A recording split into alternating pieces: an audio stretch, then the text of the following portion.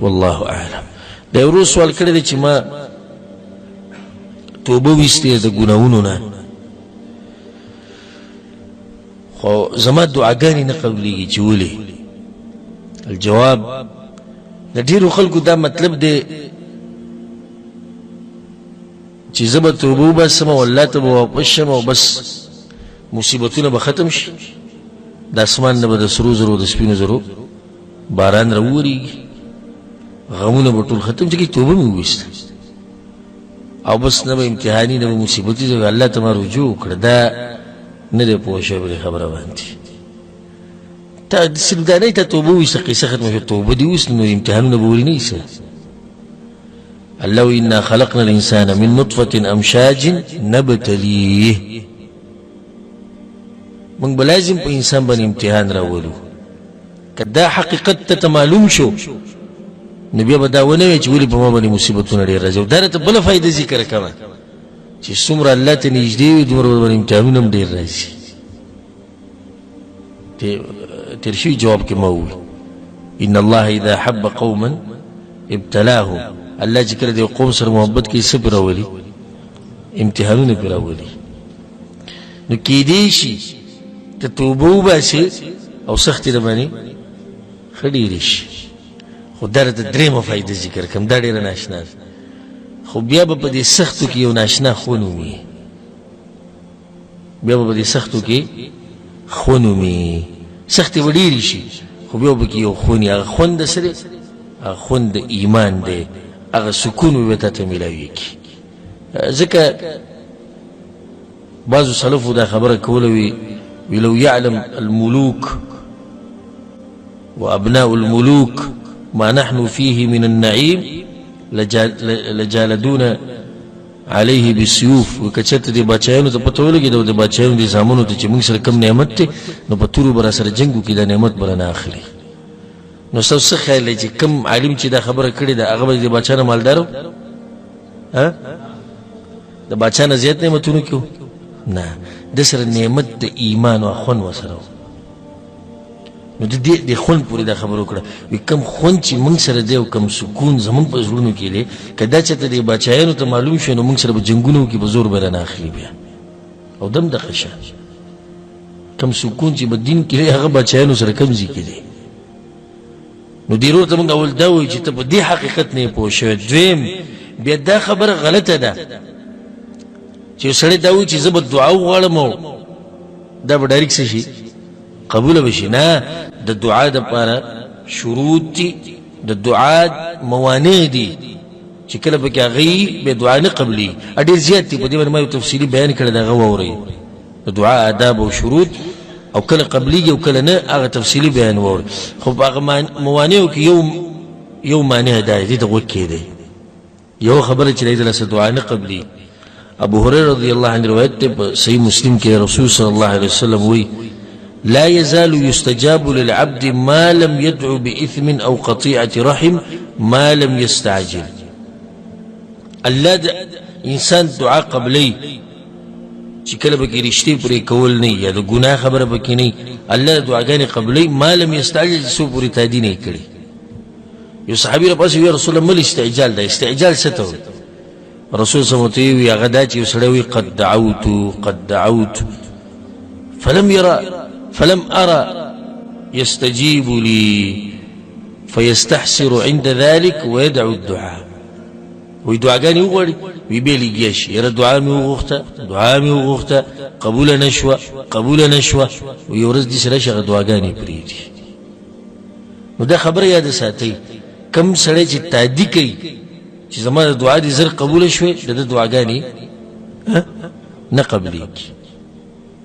نایرورم دغه وي زما دعاګانې ولې نه قبلېږي؟ خو دې خبر نه چې په خپله په ده کې یو مانع مخامخ دا دی.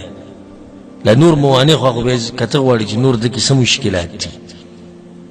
الله لوز کړی زه دعا قبلوم او د الله نه خو څوک رښتینی نشته.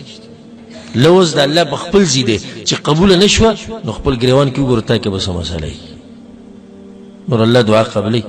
بله خبره دا غلطه ده چې څوک دا ووایي چې زه به دعا وغواړم بس الله به دقه قبلوي. نه، حدیث کې درجه د ابو سعید الخدري رضی الله عنه حدیث دی، امام احمد بن حنبل رحمه الله راوړی وکله چې یو مسلمان دعا وغواړي د الله نه الا اعطاه الله بها احدى ثلاث، الله ولا بدري خبرو کې یو ورکي، یا خو له دغه دعا قبول کی، واما ان يدخرها له في الاخره، یا الله پرې د اخرت ته د دعا په ځای ول اجر ورکي، قبل دو په ځای ول سور کی اجر، واما ان يصرف عنه من السوء مثلها، او یا الله د دنه د دې په ځای بل مصیبت لري کی. درې خبرې لازم نه چې د دعا به قبل ده، کېدی شي قبول شي او کېدی شي الله د بل مصیبت لري کی چې ته نه معلوم دې دعا د الله سره لري کوي، او کېدی شي الله پرې د آخرت ته نو په آخرت کې بل څه درکې اجر به درکې. او درته وګوره چې کله دعا نه قبل ده په دې کې د الله حکمتونه یې وره، لکه اوس یو سړی دی موانع پکې نشتی، شروط خ برابر دي، خ مسلمان سره دی، بیا هم کېدی شي دعا قبول نه شي، پای کې به د الله صحیح حکمت. بس کتابونو کې به دا خبره کتلې د بعضو سلفونه، وی موږ به دا سوال کوو چې یا الله موږ له توفیق راکړي د غزا چې د جهاد له لاړ شو، خو توفیق الله ورنکو، هلکه ښه نیکان خلک نو بس پکې دا وایي موږ په خوب کې ولیدو، خوب کې راته داسې رالو که چېرته ته غزا له لاړې نو په غزا کې به قیدي شوې، قیدي به شي، او که چېرته قیدي شوې نو ته بیا د هغوی دین ته اوړې.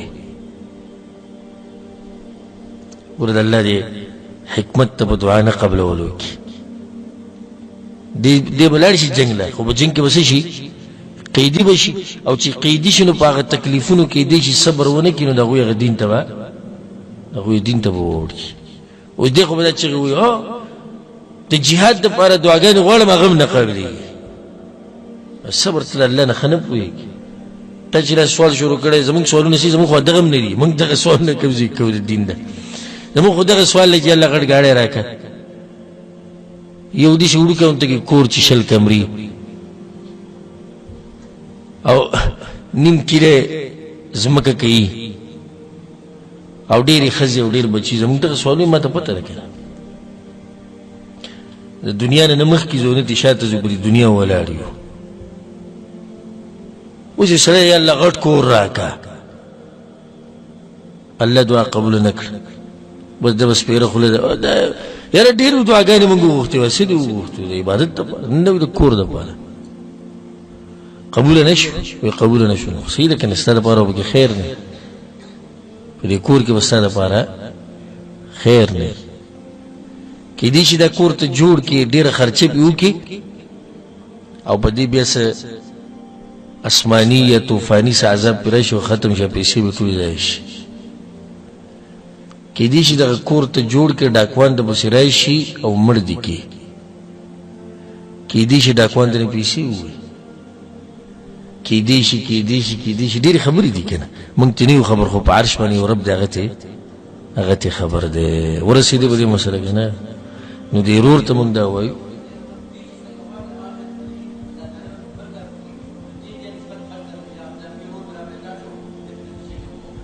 او دا یو ښکلې نقطه ده چې بعضو کسانو کې دا بیماري ده چې دی وایي چې یالله دا کار راله وکړه، هغه کار ډایرکټ ونه شي، خو الله وله په بله طریقه وکړي، نو دی بیا نسبت د دې خبرې الله ته نه کوي او هغه طریقې ته او هغه لارې ته کوي په کومه لار چې دا مشکل ده حل شوی، او دا بې وفایي ده د الله سبحانه وتعالی سره. دا پلانې چې راغی ستا دا مسله حل کړه، دا چا راوستو؟ دا هم الله راوستو. دا لار چې اسانه شوه دا چا اسانه کړه؟ دا هم الله اسانه کړه. الله سبحانه وتعالی زموږ دعاګانې قبولې کړي، والله سبحانه وتعالی زموږ هر مشکل اسان کړي. والله اعلم.